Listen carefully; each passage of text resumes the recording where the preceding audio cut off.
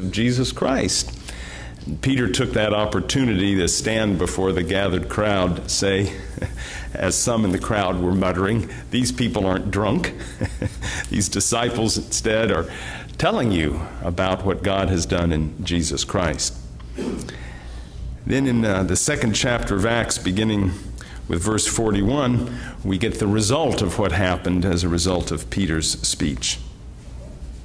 Those who accepted his message were baptized, and about 3,000 people were added to their number that day, added to the church. They devoted themselves to the apostles' teaching and to the fellowship, to the breaking of bread and of prayer.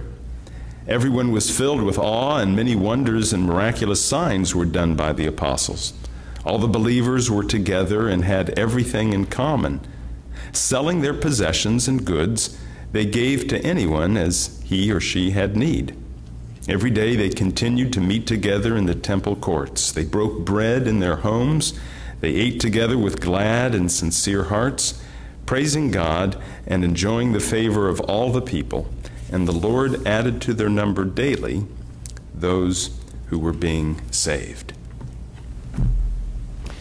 You know, some treasures are more valuable than others. We were renovating a 1920 Pennsylvania farmhouse, taking several years, going room by room through the second floor. And my current project was stripping the walls of this one bedroom, tearing it down to the studs, breaking through the plaster and the wood lath that was there. This was an old house, and just stripping it down to the bare wooden studs of the walls. And that's not a fun job.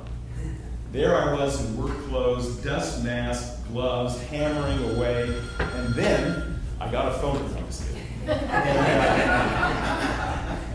And the worst part of it was then I had to kind of claw in between the studs and bring up all that debris and put it in bags and take it outside. And that monotonous task, you know, your mind begins to wander. And for some reason, I started thinking about, gee, what would happen if I found something of real value behind these walls? Maybe it was because I was breathing in so much dust, I don't know. Maybe it's because when I redid the attic, I came under the floorboards, came across a 1920s school primer, hardbound book, and I thought, boy, this would be great value, except it was half moth-eaten and it was of no value. But maybe I was thinking that, or I guess in my mind I was thinking I was going to find a lot of money, that someone during the Depression had somehow hidden behind the walls, and in my mind I was thinking I'd find a cigar box. Open it up, and there would be this money, or maybe bonds that had been bought a century before and never been cashed in, and I'd become fabulously wealthy. Anyway, my mind was going back and forth, and I'm tearing away, digging out and putting in sacks, and digging out, and all of a sudden, my eye caught a glimpse of light in between the studs. Something was reflecting light. Now, there's only a limited number of things that reflect light. So I bent down, and indeed there was something that was glimmering in the dust. And now my heart is beating fast. And I bend down, I take off my glove, and I reach in and feel, and what I felt was a little bump on a circle that was just about big enough to fit on someone's finger. And I'm thinking to myself, oh my goodness, a diamond ring. And I reach in and feel the ring, and I pull it out, and I lift it to light, and it's a ring like you buy at Kmart for $1.29. It was a little glass bump that was supposed to be the diamond, and a plastic. Some treasures are not valuable at all. But this morning, we're talking about a real treasure, which is the church. I'd like to remind ourselves this morning of what a treasure the church is. And to do that, to look at the description that we just read of the first church that was established in Jerusalem, and its characteristics, at least some of its characteristics. For instance, it tells us that on the day that Peter spoke this word about Jesus to the gathered crowds, 3,000 people were added to the first church. I did a little mental calculation and discovered that we would have to fill this sanctuary 12 times to get to 3,000 people. 12 times. That's a lot of people. First day. And it wasn't due so much to Peter, because after all, he was a fisherman. He was uneducated, never went to school, never learned to read or write. He'd never spoken before in public, at least not much, not before that kind of crowd. He didn't have any advantage of speaking or in convincing people of truth. No, see, what it was is that God used his words, as uneducated as he was, to draw people to Jesus Christ. 3,000 people. So it wasn't so much the speaker as it was God working in the lives of people who were open, willing to invite Christ in. That is what has happened to us.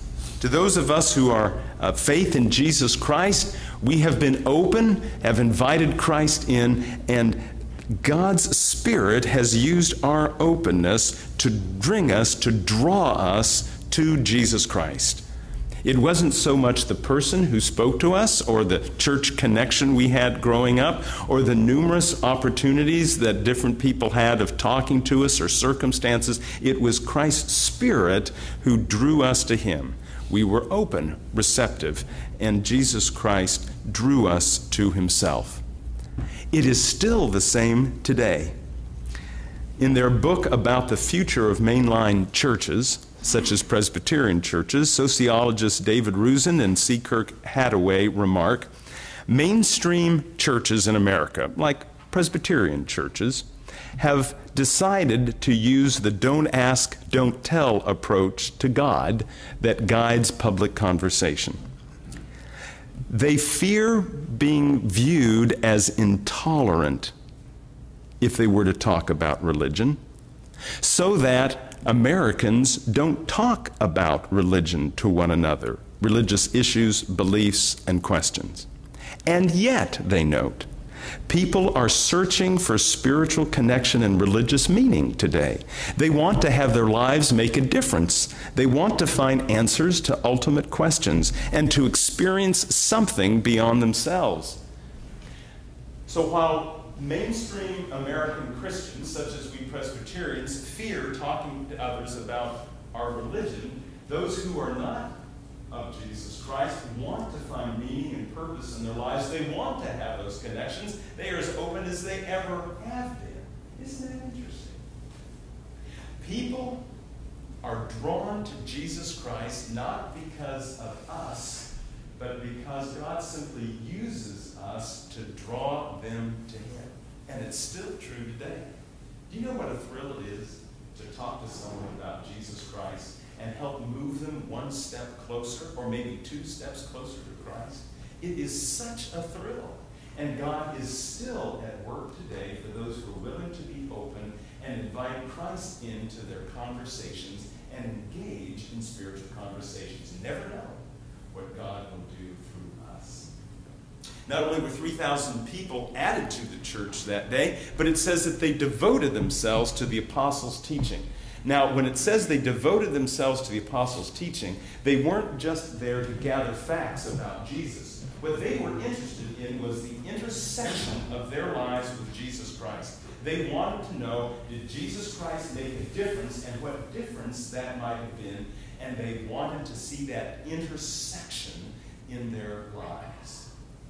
I find that fascinating. This was a group of people, they were Jewish, who knew a great deal about religion, because they were Jewish after all. They had the Old Testament with them. But they were concerned to know what is the difference, because they became convinced that if they followed Christ, that would make a difference in every area of their lives. Talk about an exciting venture. A Fortune 500 company located in Pittsburgh entered into contract negotiations with its workforce and had come to an impasse And so both sides agreed to a federal arbitrator to come in and try and resolve the issues. The arbitrator happened to be a Christian who furthermore knew that the president and CEO of the company was a Christian and regularly attended church and was an elder in his church. So during one of the breaks in the tough negotiations, the arbitrator kind of drew the president and CEO aside and said, I know you're a Christian. What difference does your Christian faith make in how you negotiate and what you negotiate? The president and CEO kind of gave him a stunned look and said, what does Christianity have to do with it? Interesting comment, isn't it? Those first Christians were convinced that Jesus Christ made a difference in every area of their lives. They were open to Christ making a difference and impact throughout their lives, and they invited him in. What would happen if each of us decided to fully open the doors of our life, invite Christ in, not for conversion, assuming that's already happened, but invited him into every area of our lives, and were open to that, invited him in, and allowed him to make an impact in every area of our lives? That would be exciting. What it was in the first century, it can still be. So, that first church was marked by people becoming Christians, growing. It was marked by people discovering and looking for the truth, the impact of Christ throughout their lives. So they devoted themselves to growing. They devoted themselves to the apostles' teaching. Then it says they devoted themselves to fellowship. And fellowship is such a weak term today. It just kind of means, hi, how you doing? Have a good day, almost. Or it means we go over to Fellowship Hall and eat. Kind of fellowship. I had a friend who was doing grocery shopping about 11 o'clock at night, and as she got to the checkout counter, the young man who was bagging her groceries confided to her, at this time of night, I hardly know what to say to people. I can't say have a nice day because the day's almost over. So I just tell people, have a good sleep. But fellowship is such a weak term, but back then it was not. Did you notice what the description was? It says, as any as had needs, they sold, or as any had possessions and goods, they sold those goods and possessions and gave the profit to as any as had need. That means, you see, they really cared for each other, and they really cared about each other. Now, 3,000 people can't get to know each other well, but in the homes in which they met, in the groups in which they met, they got to learn about one another, care about each other, and care for each other. There was this network of fellowship, which meant support for one another, and how we need support today. Derek Redmond was running the race of his life. He was running in the 400-meter semifinals of the Olympics in Barcelona, Spain. The gun sounded. He got off to a great start. He was racing with everybody else right with him, rounding the first curve, the second curve, and on the back stretch was getting ready to begin to make his move when he suddenly heard a pop and felt a pop of his right hamstring cramp up, and he was whipped to the ground. Imagine a lifetime of getting ready for the Olympics and have it crash and burn through no fault of his own. For seconds, he laid on the tarmac, or laid on the track, just writhing in pain. Of course, for him, the race was over. His fellow competitors were far ahead of him. Even if he had miraculously not had any pain or could get up, there's no way he could win. But slowly he got to his feet, and even though the race was now over, he began to hobble as best he could. Step and hop, step and hop. He was going to finish the race. Well, in the stands, his father was watching and saw his son fall. And a reporter for the Baltimore Sun, I don't know if he was near the father or whatever, reported on what next happened. Derek Redmond's father, at full sprint, raced for the exits, scrambled over chairs, benches, and barged his way past the security guards and raced out on the field to his son, put his arm around his son's waist, and his son put his arm around his father's shoulder, and together they made their way to the finish line. That's fellowship.